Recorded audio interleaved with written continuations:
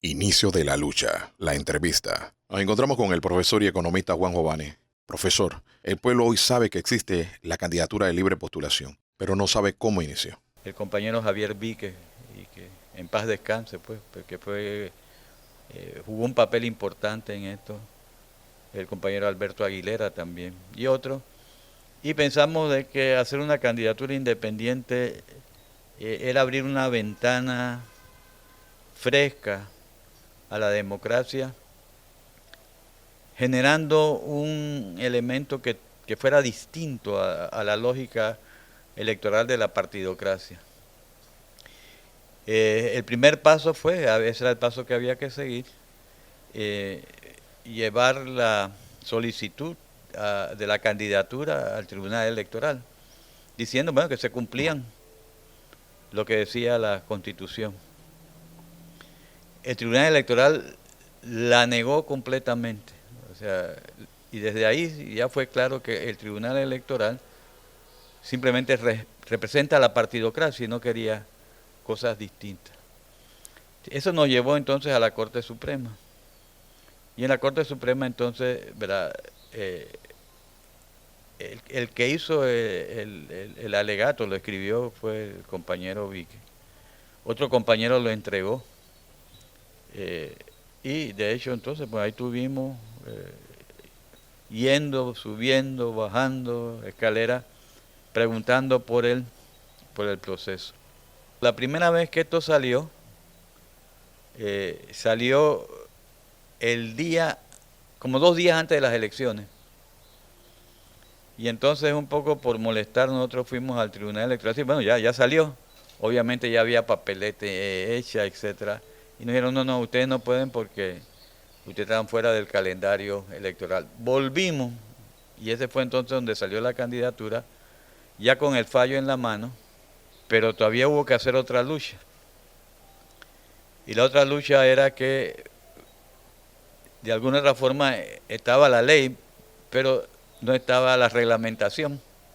O sea, se había caído el artículo, pero no estaba la reglamentación. Hubo que pelear, ¿verdad?, para que el Tribunal Electoral hiciera la reglamentación y finalmente pues se da la candidatura. Y un poco lo que se buscaba con esa candidatura era tener una voz distinta, pero sobre todo tener una voz distinta a la de los partidos políticos que existían o estaban en formación. Era algo distinto para darle esa posibilidad a la democracia panameña.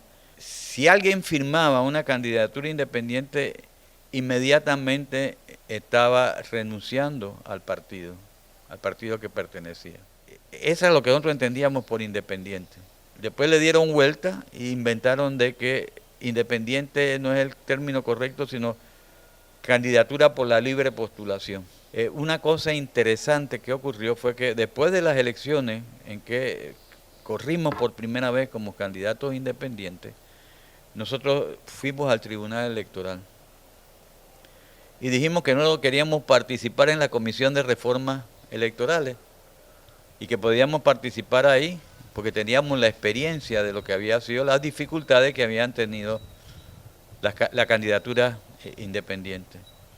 Bueno, de nuevo el rechazo, porque ya iba la línea del Tribunal Electoral y de los partidos políticos existentes ya en formación de liquidar esta idea de las candidaturas realmente independientes. Entonces nos dijeron que no y nos ofrecieron lo siguiente. Nos ofrecieron, bueno, pero entonces sí, ustedes pueden pedir cortesía de sala y se la vamos a otorgar. Y realmente eso simplemente fue un trámite del Tribunal Electoral y del resto de la Comisión Electoral, o sea, partidos existentes y partidos en formación. Porque cuando nosotros entendíamos que necesitábamos ir, porque se iba a discutir un tema que tenía que ver con las candidaturas independientes, por ejemplo, de lo que era el financiamiento u otras cosas, simplemente lo que hacía la Comisión y el Tribunal Electoral nos daban la cortesía de sala para una fecha posterior a cuando se discutió el tema. Inmediatamente que él firmaba, cuando la lista se recibía allá en el Tribunal Electoral, simplemente quedaba borrado del partido. O sea que era bien claro de que no se podía dar esa especie de vinculación entre partidos y lo que sería, digamos, una candidatura específicamente de carácter independiente. El Tribunal Electoral es una junta de gente que viene de dónde, viene de los partidos. Y les molestaba realmente, o sea, desde el principio, como les conté, primero se opusieron, después la tuvieron que aceptar cuando la Corte Suprema dio el visto bueno y finalmente decidieron liquidarla, ¿verdad? Y bueno, ahí pasó lo que tenía que pasar. Te contaba que nosotros fuimos al Tribunal Electoral y dijimos, bueno, queremos participar en la comisión de reformas electorales. Y el argumento que dijimos, ¿verdad? Es lógico que participemos porque tenemos la experiencia de una elección y las dificultades que hemos tenido como candidatos independientes. Y bueno, la respuesta del Tribunal Electoral fue no pueden participar. ¿Por qué no podíamos participar? Porque no éramos partidos políticos ni existentes ni en formación. Ese es un grupo cerrado que responde a los intereses de los partidos existentes y los que están en formación, porque hay que decir que también los que están en formación. Y bueno, un poco quizás nos dieron como una especie de premio de consolación. Dice, pero en cuanto ustedes pidan cortesía de sala, se la damos. Bueno, la experiencia fue mala con la famosa cortesía de sala, porque en la agenda de la Comisión de Reformas Electorales, ¿verdad? Nosotros la seguíamos y sabíamos que en algún momento iba a haber una discusión que interesaba a las candidaturas independientes. Y entonces pedíamos la cortesía de sala y, bueno, simplemente, para decirlo en panameño, nos chifiaban, porque nos daban la cortesía de sala una reunión después de que ya se había discutido el tema. Y, bueno, ya el Tribunal Electoral iba en la dirección que quería ir. Y, bueno, ahí, entonces lo que hicieron, o sea, aprobaron o eliminaron, más que aprobaron, los de la Comisión de Reformas Electorales, partidos existentes y partidos en formación, ¿verdad? Que en el fondo querían aprovechar la idea de las candidaturas independientes como un mecanismo para usarlos ellos. Y entonces quitaron la norma, se eliminó la norma de que, de hecho, bueno, se podía firmar y seguir siendo parte del partido. Entonces, digamos, ¿cómo yo puedo estar, ¿verdad?, en un partido? No tengo que renunciar del partido y ahora, ¿verdad?, soy candidato de libre postulación. Y eso sirve para algo, o sea, esta gente lo que está es valorizándose dentro de su partido. O, ¿verdad?, por otro lado, ¿verdad?, ¿cómo yo puedo haber dado mi firma para un partido en formación y ahora soy candidato independiente? Eso es contradictorio. Pero lo peor del caso es que, ¿verdad?, el Tribunal Electoral abrió las puertas para que se metiera el dinero en las candidaturas independientes. Y te explico por qué. Nosotros nunca recibimos un centavo. Jamás. Solo que nos dieron, creo que nos dieron algo así como $5,000 cuando ya tuvieron que confirmar la existencia de la candidatura por el número de firmas. Pero, digamos, se hizo, era bonito. Y yo recuerdo al profesor Gandázegui, por dar un ejemplo, feliz porque había conseguido una firma en la Avenida Central. Y la gente íbamos con nuestros carros. Yo hice una conferencia y en esa conferencia entonces la gente nos dio algún tipo de donación y con eso comíamos cuando íbamos al interior. No había dinero. ¿Qué hizo el Tribunal Electoral? El Tribunal Electoral, ¿verdad?, en ese afán de destruir, y la Comisión Electoral de destruir la idea de las candidaturas realmente independientes, ¿verdad?, sacó la norma de que se le podía pagar un estipendio, un viático, decían ellos, a las personas que recogían firmas. Entonces, si yo le puedo pagar un viático y no me dicen de cuánto puede ser ese viático a la gente que recoge firmas, simplemente con eso metieron en la recogida de la firma al dinero. Y en el fondo, pues el que podía pagar más viático conseguía más firmas. O sea, realmente, ¿verdad? Yo creo que una experiencia de esto para los sectores sociales, ¿verdad?, es la siguiente. Es que uno puede golpear al sistema una vez, pero el sistema aprende y empieza a revertir lo que uno logró. Y por eso en esta cuestión hay que ser muy creativo para buscar nuevas formas de participación, ¿verdad? Pero simplemente, digo, creo que esa es la historia clara. O sea, se logró algo distinto. El Tribunal Electoral, los partidos existentes y los partidos en formación dijeron no nos conviene. Esto es nuestro. Y hoy día, repito, o sea, el drama de hoy día es que no hay ningún candidato por libre postulación que realmente o no pertenezca a un partido existente o a un partido en formación. Pero lo peor del caso es que, ¿verdad?, también si uno quisiera hacer hoy día una candidatura independiente, realmente tendría que traicionar la idea. ¿Por qué? Porque tendría que tener dinero para andar pagando viáticos, para competir con los otros que andan con listas y le pagan a la gente. Todo el mundo sabe en este país que, ¿verdad?, por 100 firmas se pagaba cierta cantidad. Entonces eso se sabe. Entonces entraron en la lógica de la partidocracia. Se entró en la lógica de la partidocracia. Y se entró en esa lógica de la partidocracia y eso lo hace a uno perder capacidad de crítica. O sea, una cosa es criticar a la partidocracia desde fuera de la partidocracia sin sus reglas de juego y otra es meterse en las reglas de juego, ¿verdad? Y miren lo que pasó, digamos, ahí hubo un candidato que primero fue independiente y después hizo un partido. Hay otros que ya son de partido y hay otros que después de ser independientes van a volver a su partido en formación. Entonces, dañaron una idea y ese es un poco, digo, es un sentimiento que, digo, hay que tenerlo, pero no solo tenerlo, hay que buscar otra forma. Y yo diría que para el sector social, lo importante ya ni siquiera van a ser estas elecciones. Es lo que viene después de las elecciones. Si uno lee lo que le está pasando a este país, mira lo que está pasando. Nos quitaron el grado de inversión. Y el primer argumento es que cerramos la mina. Las transnacionales, la oligarquía local y sus partidos van a volver por la idea de que quieren de nuevo la minería abierta y no solo eso, quieren el extractivismo minero y lo vamos a tener que enfrentar. Pero Moody's y Fitch y todos están diciendo además hay que hacer reformas paramétricas en el seguro social, subir la edad de jubilación, aumentar el costo de la cuota, aumentar el tiempo de cotización y bajar el cálculo de las nuevas pensiones. Eso lo vamos a tener que enfrentar.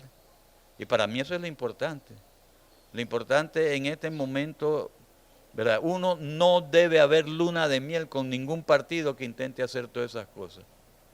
Hay que empezar a actuar rápido. Y para actuar rápido se necesitan varias cosas. En primer lugar, se necesita profundizar la organización. Yo creo que además tenemos que llevar la organización social hacia la población, hacia el territorio, no solo hacia lo gremial, sindical, que está bien que esté, pero hay que involucrar al territorio, a las poblaciones, a las comunidades, porque todas van a ser golpeadas. Y por otro lado, digamos, además de fortalecer, hay que tener argumentos. ¿Cuáles son las alternativas a la minería? Bueno, hagamos turismo ecológico, mira, este país gasta 1.600 millones de dólares comprando entre lo que vende de alimentos y lo que compra de alimentos. Entonces pasamos barcos por el canal de Panamá y todos aplaudimos porque anda bien el canal, pero después usamos esa divisa para comprar alimentos que nuestros campesinos podrían producir. O sea, tenemos alternativas. Salud y educación crea riqueza. Entonces tenemos que tener ese tipo de yo le llamo la contranarrativa, contra esa narrativa perversa que nos están diciendo que Panamá no se la puede sin minería. E igual con la seguridad social. Nosotros sabemos qué hacer con la seguridad social. Con la seguridad social, digamos, en primer lugar, este es un país donde los ricos de este país, hay que poner ese nombre, o sea, el sector empresarial evade al fisco al año por 7.500 millones de dólares aproximadamente. Entonces, ¿cómo es que no pueden ayudar al Seguro Social? ¿Cómo es que tienen ese gran déficit? ¿Por qué se tienen que estar endeudando si realmente, digamos, lo que habría que hacer... pero eso es corrupción. Pero nadie dice que eso es corrupción. Eso es corrupción que viene del sector privado. Y ahí estarían los recursos para hacer educación, ayudar al Seguro Social, hacer salud. Entonces, nosotros tenemos la argumentación, pero tenemos que llevar esa argumentación a la población. Este es un país de gente inteligente que entiende, solo que hay que hacer la tarea. Y ahí está el tercer elemento. El tercer elemento, para mí, el más fundamental, es la voluntad de hacerlo. O sea, si no lo queremos, que este país, después de las elecciones, tenga un futuro que no sea un futuro malo para nuestros nietos, para el ambiente, para nuestros hijos, necesitamos comprometernos. Necesitamos militar. Y militar significa un esfuerzo. A la edad que uno tenga, tiene que militar. Mientras uno pueda, tiene que militar. Esa es una obligación. Si no, no es un hipócrita. Es decir, a mí no me gusta esto, pero yo no hago nada. Que lo haga otro. Esa no es la actitud correcta.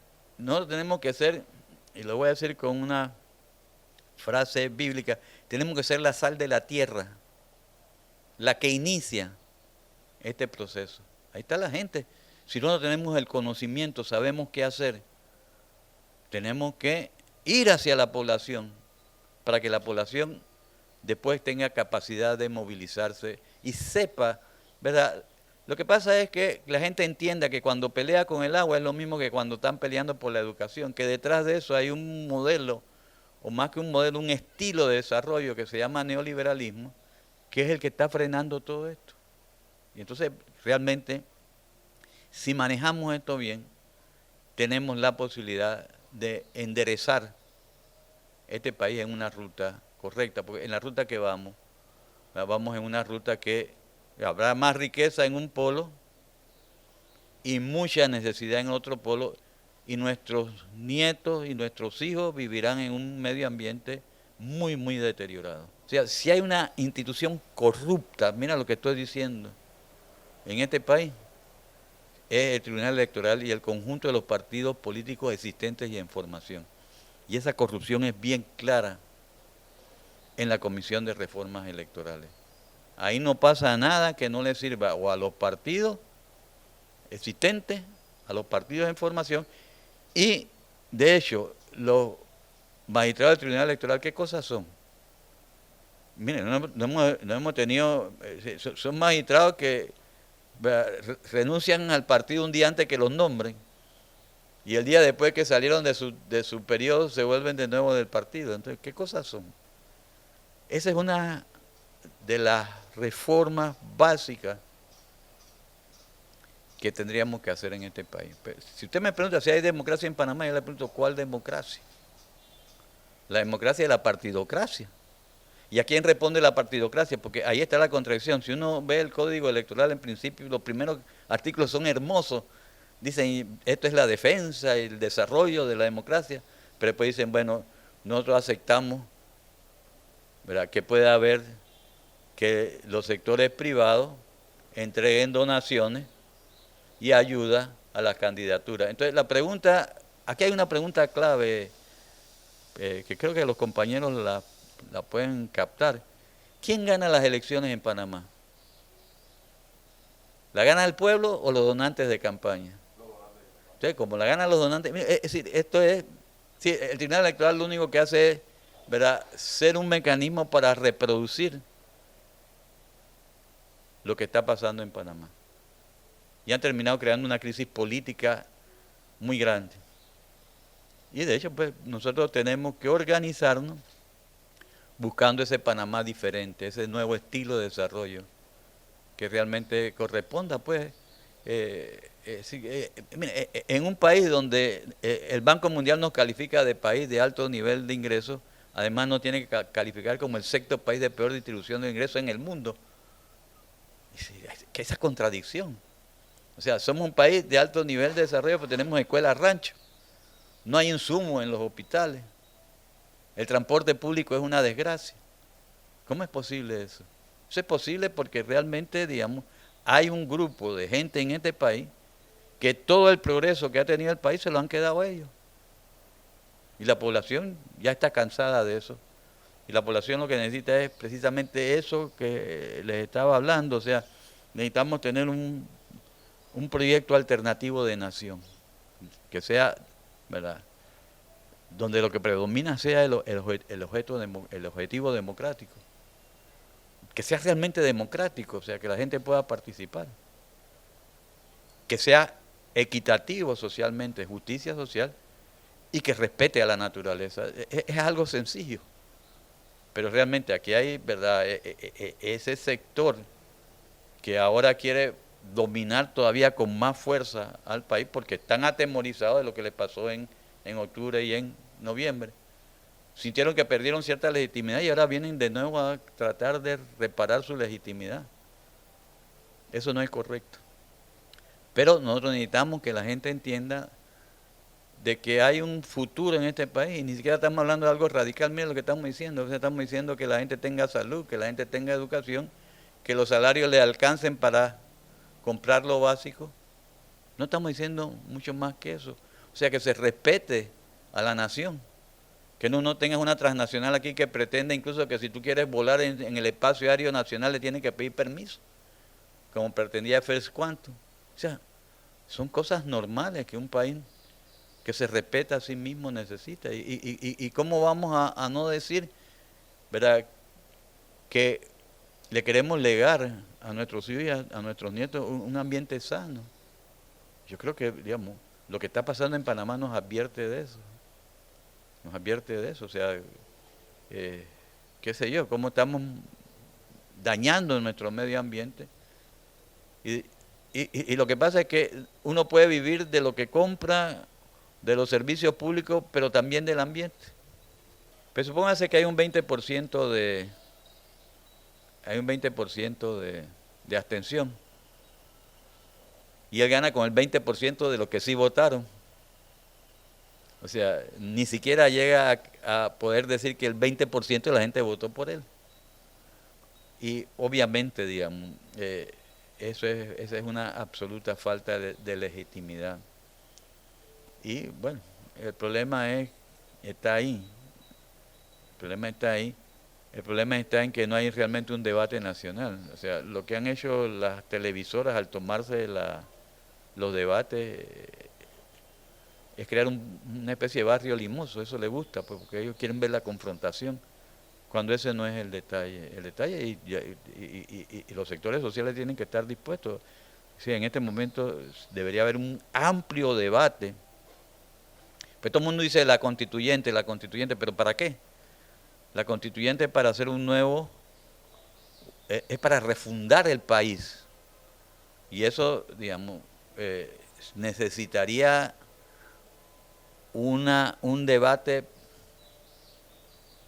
de proyecto. O sea, y ahí, ¿verdad?, estaría el proyecto de los sectores sociales y un proyecto que se debe discutir. No en esta cosa que te doy 10 minutos, que no me ojalá fueran 10, te doy 1 minuto y medio para que me diga cómo vas a resolver el problema del empleo. Realmente eso es abusivo. Pero, ¿verdad?, han convertido las televisoras, porque yo no sé cómo llegó a ser que las que organizan realmente los debates son las televisoras. Ustedes funcionan con spot, no con un real debate. Ese es un problema que realmente se vio clarito en esto. Entonces, también candidatos que el otro le repregunta y en vez se siente atacado y en vez de aprovechar el tiempo para seguir desarrollando su proyecto, va a atacar al otro. Entonces, digamos, toma esta forma rara que han tomado estos debates. Y por eso digo, todo el sistema electoral, desde las reglas, los debates, es un sistema electoral que colapsó, ¿verdad? Porque todos le quieren meter plata en el bolsillo a la gente. Por ejemplo, bueno, el problema no es que le quieran meter plata en el bolsillo a la gente, el problema es cómo eso se hace. Entonces, cuando uno es economista y empieza a contabilizar todo lo que prometen hacer, la cuenta no da. La cuenta no da. Incluso, ¿verdad?, a mí me gustó un editorial de un periódico que salió en estos días que sí al primer engaño. Y daba en el clavo, el primer engaño de todos estos políticos es ofrecer cosas ahora que después no van a hacer cuando sean funcionarios públicos. O sea, hay un engaño, o sea, están engañando a la población.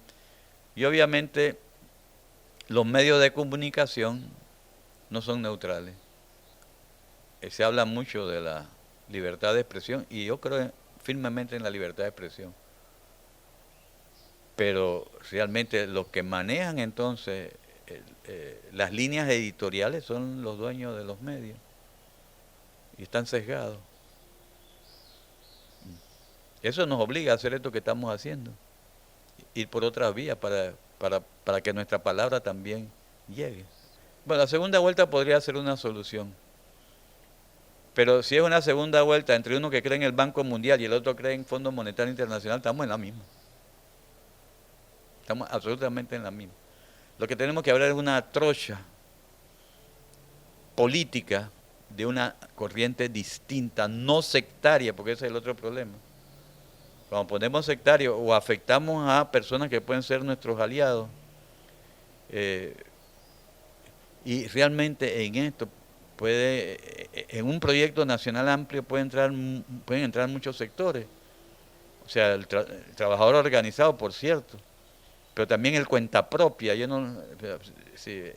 Gente que sobrevive yendo a trabajar todos los días, son parte afectada de la sociedad. Los pequeños productores, incluso los productores agropecuarios que lo están afectando. Los profesionales de clase media que si le quitan y le bajan y le reducen o se van a cuentas individuales van a tener pensiones de miseria. O sea, la mayoría de la población, a mi juicio, ¿verdad?, puede entrar en un proyecto nacional amplio, no sectario, que empiece a dar el camino para superar la situación que tenemos. Hay cosas que hay que discutir después, sí, después habrá que discutirlas, pero ahorita mismo es sacar al país de la situación donde está, con un proyecto progresista, realmente progresista, donde se entienda pues que las necesidades de la población hay que atenderlas, que hay que tener empleo decente, que deben de funcionar los servicios públicos, que los empresarios tienen que cumplir con sus responsabilidades, que para poder financiar las cosas no hay que estar endeudando al país, tienen que pagar sus impuestos, no pueden, ¿verdad?, quedarse con la plata del seguro social. Eso yo creo que, ¿verdad?, es posible. Y yo lo veo con optimismo, pero yo creo que lo que uno no debe perder. Yo voy a cumplir 79 años ya, un poquito después de las elecciones. Pero yo sigo siendo optimista. Yo sigo siendo optimista porque este pueblo tarde o temprano va a encontrar su camino. Y de repente uno no lo ve, pues porque la vida es así, pero uno tiene la seguridad de que eso se va a dar y este país va a encontrar su camino. La mayor parte de la gente se pregunta lo siguiente, y con razón: ¿por quién voy a votar? Y la respuesta prácticamente que está dando la gente es que ninguno. Eso nos dice algo. Nosotros tenemos que tomar nuestro destino en nuestras propias manos. Y tomar el destino en nuestras propias manos es tener conciencia de lo que está pasando, tener un proyecto de estilo de desarrollo distinto, que sea nacional, que sea democrático, que impere la justicia social y que respetemos el medio ambiente. Si nos comprometemos con eso, realmente podremos sobrepasar lo que nos ha venido ocurriendo. O sea, porque mira, lo que demuestra sobre todo esta última campaña es que lo que viene es más de lo mismo. Si nosotros no actuamos, le tenemos que actuar. Hay que tener confianza en el futuro. O sea, estamos viviendo tiempos muy oscuros. Recuerdo las palabras de Martin Luther King, ¿verdad?, que la noche cuando es más oscura es cuando ya va a amanecer. Y tenemos que trabajar con esa decisión. Y lo vamos a lograr. Lo vamos a lograr entre todos, con un país distinto. Y por eso, ¿verdad?, en el fondo el objetivo sigue siendo no solo refundar el Estado, sino refundar la nación. Realmente que Panamá vuelva a ser una nación, que sea una nación próspera, una nación con equidad, una nación que respeta el medio ambiente. Y yo creo que eso lo podemos lograr. Y depende de una sola cosa: cuánto trabajo estamos dispuestos a hacer para que eso se haga realidad.